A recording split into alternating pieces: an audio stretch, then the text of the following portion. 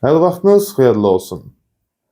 Ateistlər istənilən növ əxlaqsızlığı, pedofiliyanı və təcavüz aktının leqallaşdırılmasını qəbul edirlər və bu onlara pis təsir etmir müəyyən şərtlərdə. Bu ifadəni biz müsəlmanlar yox, məhz ateistlər iddia edirlər və bir çox ateizmin fikir ataları sayılan insanlar öz kitablarında açıq-aşkar formada bu nəticəyə gətirəcək müqəddimələr yazıblar. Biz tanış oluruq. Why I am not a Christian? Niyə mən xristian deyiləm kitabında Bertrand deyir, ateist əxlaqın obyektiv əsası yoxdur. Yəni ateist əxlaq toplumların subyektiv əxlaqi görüşləri çərçivəsində yaradılırlar. Bəli, onda birdən belə nəticəyə gəlirik ki, buradan 2000 il əvvəl 6, 7, 8, 9, 5 yaşında balaca qız uşaqları evləndirilirdilər.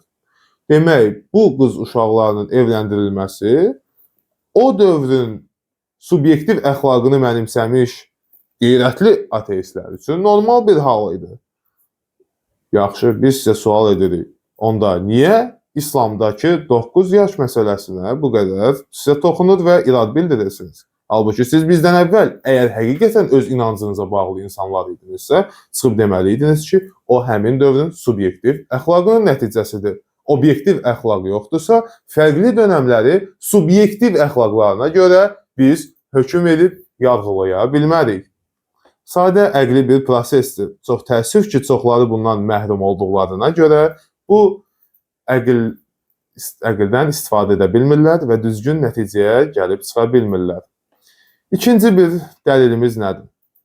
Richard Dawkins, hansı ki, məşhur Epstein məsələsində də Epsteinlə maddi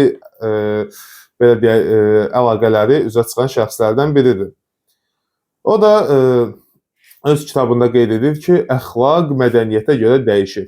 Yəni, universal standart tətbiq etmək olmaz əxlaq üçün.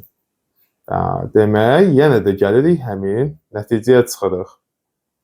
İndi özünü ateist adlandıran, ümumiyyətlə ateizmin nə olduğundan anlayışı olmayan, öz ağlından istifadə etməyi müəyyən müddət üçün tətilə göndərmiş olan insanlar. Yaxşı baxın, düşünün, görün. Əgər sabah siz ana və bacı ilə evlənməsi normal olan bir toplumda yaşasaydınız, sizin ateist ideologiyanıza görə siz orada öz ananız və yaxud da öz bacınızla evlənə bilərdiniz və bunun qarşısında bir problem yoxdur ateistlərin düşüncəsinə görə. Amma əgər müsəlman olsaydınız, siz lüboy bir cəmiyyətdə, istənilən bir toplumda yaşadığınız zaman obyektiv, ən azından bizə görə, bizim iddiamız budur, obyektiv olan əxlaqa, yəni İslam əxlaqına uyğun yaşamağa məcbur olacaqdınız. Və istəyir həmin sivilizasiyada ana-bacı evliliyi olsun, istəyir həmin sivilizasiyada 5 yaşlı qızlarla evliliyi olsun, siz heç zaman bu çirkin əməllərə yaxınlaşmayacaqdınız. Çünki sizin üçün Allah mütəal lazımı standartları və sizə lazım olan hədləri qoyub. Vəssalamu aleykum və rəhmətullah və barakatuhu.